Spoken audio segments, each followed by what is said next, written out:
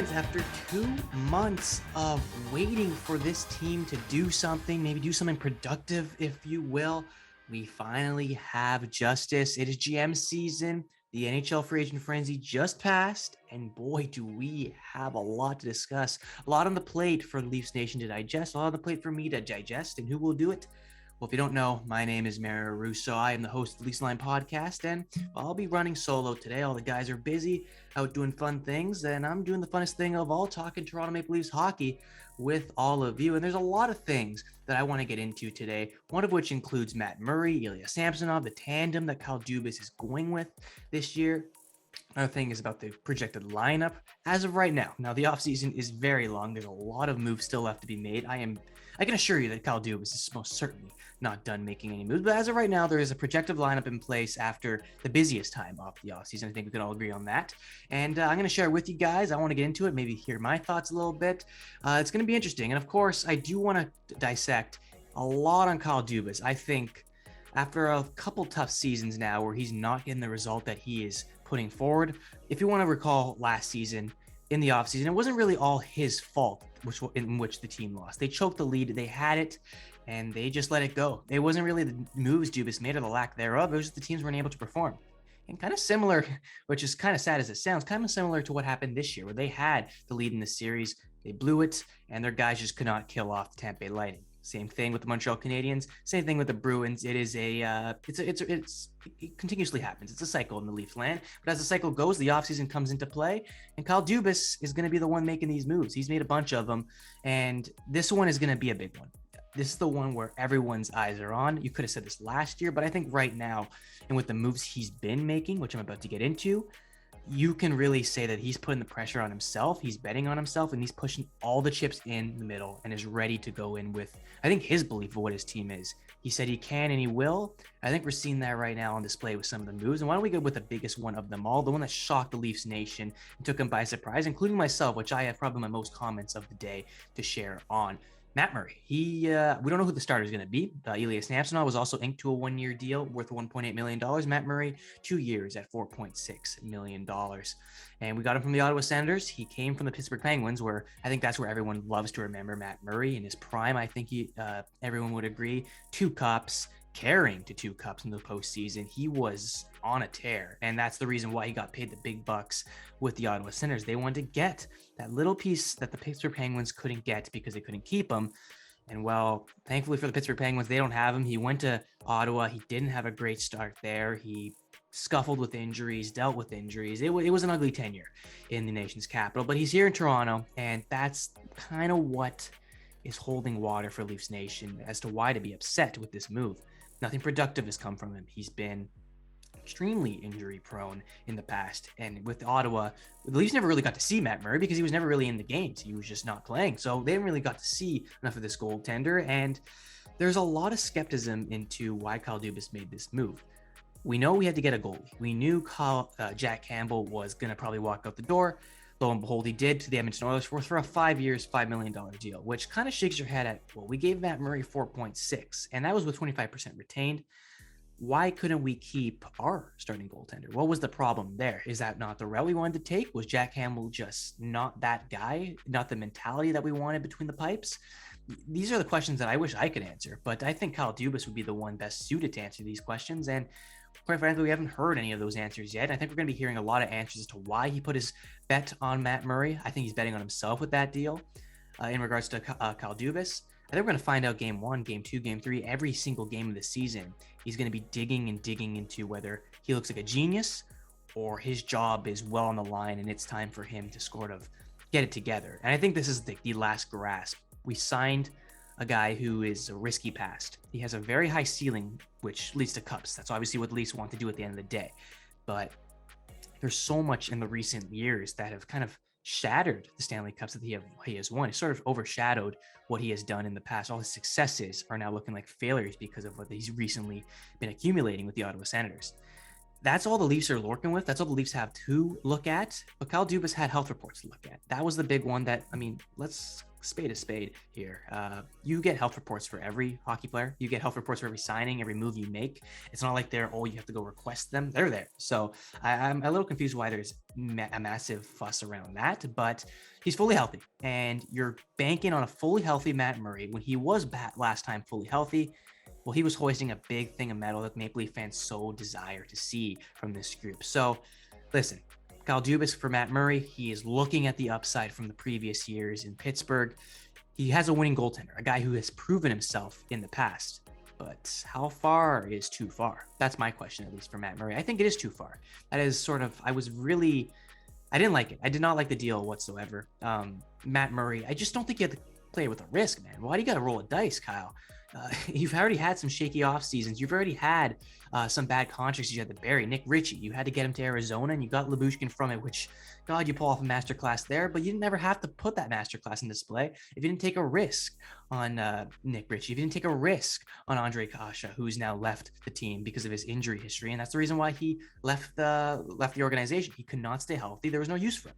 So many gambles that this manager and Kyle Dubas is taking when there's perfect other players available and ready at the helm to play for the Toronto Maple Leafs that he can go out and get with the little money that he has. Even with that, he is not working with much, but he still has enough to go out and get some guys who I've been seeing get crossed off the board. Mario Russo was a goalie that I was really interested in. He didn't make his way to Toronto. Kyle Dubas he overslept, and he got swamped up by the Detroit Red Wings. So many goalies have come and gone. Talbot, I wouldn't go there personally because of his age, but he was another goaltender coming off a successful year, another successful year before that, and who kind of got squeezed out of Minnesota. He was really hungry to show what he wanted to prove. He was really hard-headed in proving what he has, still at that age. Let him pass. He goes to Ottawa. So there's been a lot of goalies. The goalie carousel was very thin, and Kyle just really, I like to use the word slept in. He didn't go out and acquire. He was not very aggressive in that hunt. And I think he just landed with Matt Murray. I think that was sort of a grasping at it and say, okay, this has to fix the problem. We just have to put a fix to this problem. Everyone's demanding a goaltender that we have to get. There's a goaltender. He is a goaltender. We go grab him. So it's going to just be an interesting storyline how it plays out. I'm not going to shame the guy and say this is a massive failure because he hasn't played a game in a Leafs uniform yet. Who knows? He can put up 40, 50 wins if that is so what he starts. And everyone will blink an eye. Kyle Dubas looks like a genius, but if it goes wrong, and I remember saying this, you can go look it up on our Dynasty Sports Network page on Instagram. Go look up at the trade deadline with the Maple Leafs. If you remember correctly, Kyle Dubas did not go for a goaltender after Jack Campbell and Peter Mrazek was out, and Jack Campbell was putting up mediocre numbers, subpar numbers. He did not go for a goaltender. He put faith in Jack Campbell. And look where he got him. First round exit. He likes to put faith in the players, and a lot of the faith that he's put in some players hasn't really paid out.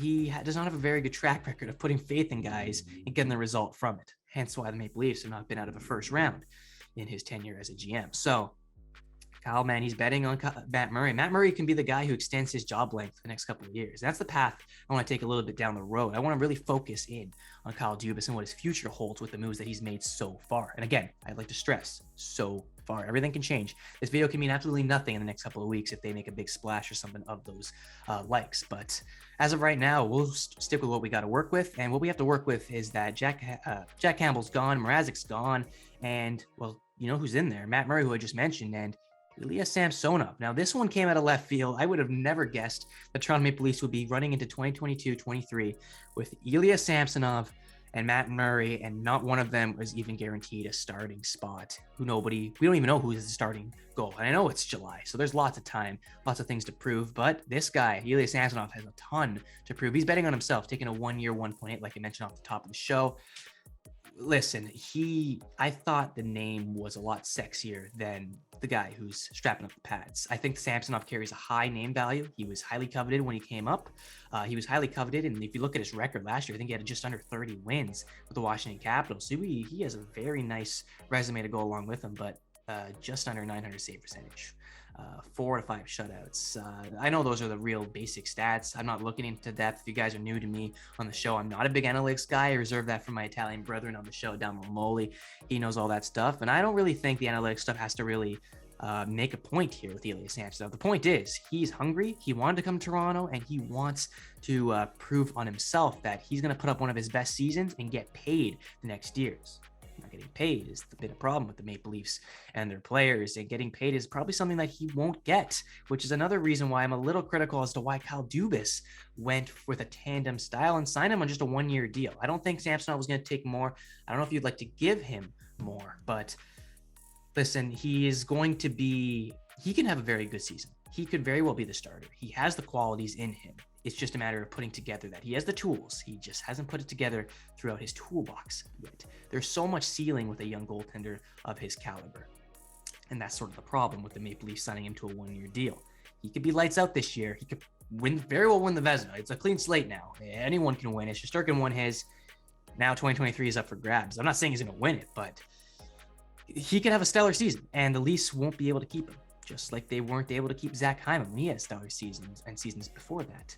Just like they weren't able to keep Ilya Mikheyev when he had a on pace for 30-goal season this year. And I maybe got a little overpaid. You could argue that there, but an argument is Leafs have left from the Toronto Maple Leafs, getting picked up a lot by the Edmonton Oilers, if you will, but they've been picked up from other teams because the Maple Leafs just simply can't afford it. They'll get the good players, they'll get the good performance. They won't get good performances to the enough caliber that they want to get out of the first round. And their guys just walk because, hey, nobody cares that you didn't get out of the first round. They just care about what you did that entire season to get to the first round, because that's what teams are built to do, get to the playoffs. And Samsonov's going to be in that same boat. And hopefully the Maple Leafs aren't going to be the ones that are going to be watching him walk away after a stellar season. I know I'm putting the cart before the horse here.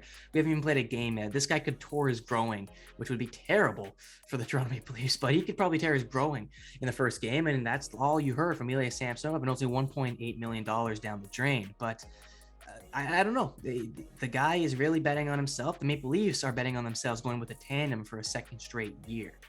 And that's where I want to conclude the goalie conversation. I like Samsonov. I hope I'm going to like Matt Murray. I like Samsonov a lot more because I've seen a lot more of what he can do recently. But the tandem, why? I mentioned off the top as well. Why does Kyle have to roll the dice? Darcy Kemper, 5.75, just under $6 million for 5 years. Jack Campbell, 5 years, $5 million. You give Murray 4.6 and you allocate $6.5 million to your goaltending position. Why couldn't we go with a star or a star of the cream of the crop that was right there? Why couldn't we get Darcy Kemper? Why couldn't we keep Jack Campbell? I would have loved to be a fly in the room in the negotiating talks over there in Toronto with Kyle, his Jack Campbell, and his agent. I'd love to see how that went down, because why do we have to settle for this? And that's the problem. Settle. I don't think I'd like to use the word settle here, but here we are talking about goaltending, and yet once again, we have to settle for a goaltender. We don't ever go out and pursue them. We watch our good goaltenders leave, and we have to pick up the scraps. It's a common cycle with this team. They already failed the tandem. Last year it was Jack Campbell and Peter Mrazek. Mrazek got hurt almost the entire year, and when he came there, he was not very successful and just did not look like himself that he was in years past. The Mrazek in the Carolina Hurricanes, the Mrazek on all the other teams that he's played for with successful runs. And Jack Campbell, well, hot start to the season and dipped. And that's how goaltending really works. Unless you're having a star-studded season and you're up for the Vezina conversation, you're up and down, up and down. It's a curvy length. It's a curvy wavelength, some peaks and valleys, because goaltending, I'm sorry to break it to you guys, it's all momentum. And the thing about a tandem goalie is that it's never really 50-50 down the middle. Sheldon Keefe already admitted to this. He's never really going to go 50-50. You get this start, you get the next night. It's always back-to-backs because he's going to roll the hot hand. That's what almost every coach in the National Hockey League does, because it's the smart thing to do. You increase your chances to win when you're playing with the better goaltender between the pipes. And Matt Murray's going to probably go on a 1 or 2 month run, and Samsonov's going to get cold. He's not going to get starts, only in the back-to-backs, which is going to be unfair because he's going to be working with a very tired team in front of him and a less of a team than Matt Murray. Or it could be the other way around. Whoever it is, they're not going to get an equal cut. That's why I'm a little skeptical on the tandem. Why not go get a guy who's proven to play 40-50 games instead of a guy who can only play 30 or 20 or 30? Another guy who hasn't really proved to himself that he can consistently keep up a good record and a good performances throughout 20 to 30 games. I just really am a little curious as to why they rolled the dice. Why didn't you just go for a certain goaltender? I guess we'll never know. I guess we'll see down the road if this really pays off. Maybe this was the best option. Maybe Kemper was just a flash in the pan last year. Maybe Jack Campbell follows the same route. Maybe he gets torched in Edmonton. Who knows? That's why hockey free agency is so fascinating, just like all the other sports are when guys find new destinations. It's a clean sheet. It's a new chance. And I don't agree with the way the Toronto Maple Leafs have done this year in regards to going with the tandem. I would have liked to see the nice starter and keep Shalgren. I know he put up poor numbers. I was talking about this with Romoli yesterday night. There has been really poor numbers from Shalgren. There's been poor numbers from Wall. And that's another thing. They have not been able to develop a goaltender that's on their roster right now playing opening night. That is something that you can kick down the road for quite some time, because in quite some time, they're probably not going to still have a developed goaltender, which is an extremely unfortunate case. But you got to start somewhere. They drafted one in this one. Who cares? Let's see how that works out. But no, I maybe this is the way. Maybe it's not. This is going to blow up big if it does not work in the face of Kyle Dubas. And that's kind of where I want to segue into him and what he has in the tank here. He really doubled down on himself. He believes in what he believes. And one thing about a manager that I do respect, and a lot of successful managers do possess this trait as well, is that stand by what you know, stand by what you're going to do. And if you make the right move, if you make the wrong move, you stand by it. Kyle Dubas, that's what he wants to do. He wants to trust what he knows. He doesn't want to go out and try to take a flyer on some superstar goaltender that just happened to win a cup, fell on a terrific team, and what everyone is calling a championship team in the Colorado Avalanche with average goaltending. He didn't want to go that route. He wants to trust what he knows. He knows Matt Murray personally. He managed Matt Murray. Has his coach coached Matt Murray. His goalie coach is a fan of Matt Murray. Everything was kind of tailored around Matt Murray, who's, I think, likely going to be the starter on opening night. But that's the thing. He only goes by what he knows. And in the same breath, as ironic as it sounds, going with what you know kind of is a risk, because Matt Murray is a risky pickup. That's what all the Leafs fans are saying. I have to agree with it as well, because again, the recent history shows he is not capable of starting the games that you want him to start. He's not capable of putting up strong performances to get you to where you want to go. The only thing that he has has to offer came 6 or 7 years ago, and that's the one trait that, if you can get it, and it's a big if. It never had to be a big if, but you're really making it a big if. Kyle Dubas, if you can get a good performance from Matt Murray or Ilya Samsonov, probably Matt Murray. If you can get good performances in the playoffs, this means nothing. It's the move that makes you look like a genius if it works out. And it's probably paving the way to a new home in a new city somewhere else, because I think Kyle Dubas has put his job on the line with these last couple of moves. I think he had 1 or 2 more years left in the tank. If it went to garbage this year and they didn't even make the playoffs, I think you're really looking into Brendan Shanahan gone, and probably coming with them is Sheldon Keefe and likely Kyle Dubas. I don't think that's going to happen. I think the playoffs are not locked up because you're in a hectic Atlantic, but the playoffs are well within sights. I think that's the bare minimum. Another first round exit, and you're saying, well, we took a risk on a guy who had the pedigree to get out of the first round very easily and very handsomely, and that didn't work. And a risk that we didn't have to take. And lo and behold, you're probably going to see Darcy Kemper going a couple more rounds longer, or some other goaltenders that could have picked up a couple rounds longer, and you're thinking right back to where we are right now, saying this was a risk that didn't have to be taken. Kyle Dubas, you're risking it, you're rolling the dice, and the only thing that you don't want to see is snake eyes, and that's your ticket out of here. You want to see a good return on your part. And yeah, that's what's going to happen. I think Kyle Dubas is really betting on himself. He got players that are betting on themselves. So he's got a lot of full trust. I know I wouldn't trust guys to hold my length of my job and how far it's going to go. But after a couple poor performances in the postseason, the regular season, it's shortened the leash to this point where every offseason move is that much more critical. And he decided to go the other way and make a risky move. And that's kind of where my opinions are really at.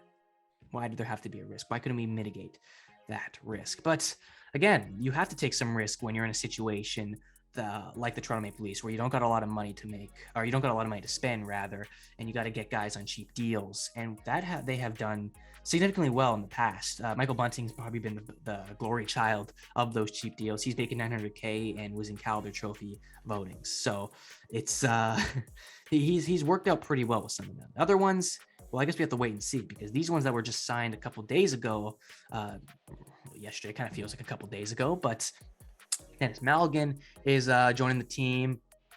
Uh, Nicholas Abdu Kubel. I know I'm going to butcher his name throughout the entirety of the year, but he has joined the team as well on a $1 million deal, 1 year. Make your thoughts over there. And Adam Gaudette, he is taking league minimum to play for the Toronto Maple Leafs. Now, what does those moves kind of show? Well, I looked into the players. Abu Kubel is a now former Stanley Cup champion. He dented the cup, so why not get the guy who dented and won the cup, right? So he'll be probably mending bottom 6 minutes if he gets top 6 minutes. Jesus Christ, where are we as a team? But if he's getting the bottom 6 minutes, I think he's going to maybe play third, fourth line, definitely. And it's going to be interesting to see how he does. I'm excited to see what he can do in a Leafs uniform, but I don't think it's going to be anything substantial, much like a lot of the moves they've been making right now. And Adam Gaudette, he could very well end up in the minors with the Marlies. They'll probably give him a stint on the fourth line, see what he can bring. He was a very highly touted prospect coming up in the NHL, a high pick. Came from Northeastern. There's been a lot of noise around him as a kid, and he really quickly tailed off. So we'll see what he does. He's going to reinvent his career maybe in Toronto. Another re-inspiration project from Kyle Dubas that he's offering to some of these guys. Who knows? But those are a couple of the low signings, the pinching pennies signings that Kyle's making, and that's kind of what he's going to have to do. And it would have been nice if he got a guy who could fit in the top 6. I would have liked to see someone slide in for maybe Kerfoot. Maybe Kerfoot takes a step down, or Kerfoot's out the door, or maybe you move Muzzin out the door, free up some cap space, and use that money to sign Engvall, sign Sandin, who I really don't want to see get offer sheeted or leave the Toronto Maple Leafs, because I think he has so much more to prove. And he's already coming off some successful years. But yeah, man, Kyle's offseason is just beginning. Started with draft day, where he eliminated a lot of cap space with Peter Mrazek, gave up his first pick, and drafted, I'd say, somewhat well in that draft. That could probably be a whole episode on its own. But ever since then, makes a couple signings. He bets on himself. He bets on some players that he knows, guys that he's familiar with, instead of going out and going to get the biggest guy available or the most certainty. That's going to be the one that I think I'm going to be looking forward to finding out throughout the regular season, what these guys that are bringing in can bring to this team. That's the thing about free agency. It's like getting a new toy for the team. How many more new toys are the Leafs going to get in until the season starts? Because there's a lot of time between then and now, and it's GM season, man. This is where you're sort of going to be getting the pieces together to say, okay, this team has what it takes. This team is in a better position to pass that first round and win a cup, because hey, let's not forget, that's where the aspirations lie, to win a cup with this team. Who are going to be those pieces? It's still yet to find out. Kyle Dubas is most certainly not done, and I think the next steps are probably finding a guy who could play on the second line. I think Kerfoot moves down to the third, or maybe he moves out of the door, like I mentioned before. Shore up the defense. Maybe Justin Hall will get some picks from him. I know he struggled mightily through most of last season. And you got the Giordano and Liljegren pairing that I'm really looking forward to seeing take that next step, with a more mature Liljegren and a Giordano who's kind of playing with house money and hometown money, if you will. And maybe go grab a bottom 4 defenseman or a big body defenseman, one of the two, and shore up that. I love that third line they had with Mikheyev. They had Engvall on that third as well, and Kampf. I love that third line from last year. Well, one piece is an RFA, one's already gone heading to Vancouver, and the other one is David Kampf, who was a terrific goal scorer for some weird reason in the postseason. So you're going to want to shore up that bottom 6. I'd like to see some better forward checkers, guys who are not afraid to go get into the dirty areas of the ice, guys like Colin Blackwell, who very small and scrappy, but served his purpose well for what we got him for. And it's unfortunate that he left. That's the thing. The Leafs can't really afford to get rid of that many more guys. They have to try and keep some of the guys because they don't have too many left. And that brings me to my final point. The projected lineup, who's going to be stepping in on opening night as of right now, as it stands. Now, Nicholas Robertson, he's been a journey throughout his entire NHL career. So many injuries, knee injuries, shoulder injuries. It's the whole 9 yards with that guy. He's yet to be healthy. We have yet to see the best from Nick Robertson. And he was sort of thrown to the wolves in the National Hockey League. If you remember, he made his NHL debut in a postseason game against the most treacherous rivals of this franchise. So they didn't really put him in easy. They didn't ease him in, but it's been a while now. And there hasn't really been really big leaps from one of your first round picks who were really highly touted in Nick Robertson. His brother is perfectly fine. He is tearing it up in Dallas, but Nick did not get those traits and is not having that much productiveness in the NHL. You could argue that he's not had the fair shot, and I think that just goes to show and is a testament to what the Toronto Maple Leafs have talent-wise. he's probably going to be a top 6 guy, Nick Robertson, in his future. I can guarantee you, if he ever leaves Toronto, or maybe if he stays in Toronto and the years are a lot more darker, a lot less talent on that top 6 role, he'll be a big force. But we haven't really been able to give him that role because the top 6 guys right now are your top 6 guys. I wonder if Nick Robertson is going to be taking a jump. Maybe that's why they're going the cheaper route and not settling for going for a top 6 forward that they can go out and get. Ryan Strome, again, like I mentioned, was a big one that I would like to see, or Dylan Strome, because they play very similar as the brothers do, and I would like to see that in the Toronto Maple Leafs. They did not go out and get that. So leaves a lot of spots up for grabs. Pierre Engvall still has to sign a deal. Rasmus Sandin still has to sign a deal. David Kampf, like I mentioned, staying. Andre Kasha left. Spezza's in the front office. He's making these decisions with Kyle Dubas. It's all Wayne Simmons down there. I wonder how the Muzzin situation plays out. It's a lot of cap space, a lot of injury-prone player, and maybe they deal him. Maybe they go get some value for him. I think the best value is cap space at this point for Jake Muzzin. So it's interesting to see how that plays out. I don't think that's going to be one of their main concerns, just because he's not up for a contract or anything of that such. But it's going to be interesting what they do with him. And Steves, Abruzzese, they're young guys. Are they going to be getting a step up in the bottom 6? Is this time that we're going to see the Marlies development, how the Leafs have developed their players? Are we going to see how that's paid off in the last couple of years while we've been watching the best team play of this Toronto Maple Leafs group? So it's going to be a lot of interesting things to see and to look forward to as the year progresses, as we inch closer to opening night. I can't believe we're saying this after less than a month removed from Stanley Cup. So no, but opening day, the roster is all determined with the moves that are being made. And I think the conclusion that I'm drawing here, and in my opinion, I don't think this team's good enough. There's not enough certainty. That's the thing. I know when the Leafs head into the playoffs, there's so much uncertainty. And I guess they kind of want to play the pattern here and say, okay, we'll bring some uncertain players to change this uncertain predicament that they've been in. I don't think that's the case. I think bring in more certainty until the uncertainty turns to normality, right? I know it's a lot of alities, but that's the thing. You want to become a winning franchise, you got to bring in some winning players, some proven players that have won recently that haven't forgot how to win meaningful games. That was the killer instinct that they lacked in the postseason against the Lightning, the Habs, the Bruins. List goes on. The Blue Jackets, if you want to bring that team into the mix as well, if you even remember that dark age. But yeah, they got to make some moves for some winning players. This is not the team that I want to see heading in, and I know it's early. I know I'm probably gonna get some backlash on this because it's so early, and I'm drawing some very sharp conclusions off of a mid-July podcast. But I think Kyle Dubas still has a lot more work to do. There's a lot of positions that he has to fill. He filled the one that he had most highest on his bingo card. The goaltending position is done. He doesn't got to worry about that. It's a big weight off his shoulders. But could very easily, with the guys that he brought in, bring a massive weight throughout the regular season. Yeah, sure, sweep it on the rug right now. But when the time comes to be to see proven players prove themselves even more, to push themselves even more, that's when Judgment Day comes for Kyle Dubas. And that's where I want to wrap it up. I want to thank you guys for joining me on this, I think we had 25-minute episode of the Leafs Line podcast. Again, flying solo, Mario Russo here for you guys. And those are my thoughts on the Leafs offseason so far. Please, I cannot stress this enough. There is a lot of hockey left to be sorted out. A lot of guys, their positions, their contracts, all that jazz left to be sorted out. So this is not gospel. This is not what it's going to be like. I don't think it's going to be what it's going to be like. This is not the team that you want to go into a very heavy Atlantic, which, guys, I'm not going to go into this. This is a whole big can of worms that I'd love to discuss with some guys on the show. But the gap has really closed up. The Buffalo Sabres drafted very well, as did the Ottawa Senators. They bring in a lot of star power in Ottawa. That nation's capital is going to be rocking. All of their little fans, or the guys who don't show up. I'm actually trying to plan a road trip down to Ottawa to go watch it with some of the guys from the show. It's going to be a blast to go see now a better Battle of Ontario, because that team looks really scary. The Detroit Red Wings made a really big splash at the free agent frenzy a couple days ago.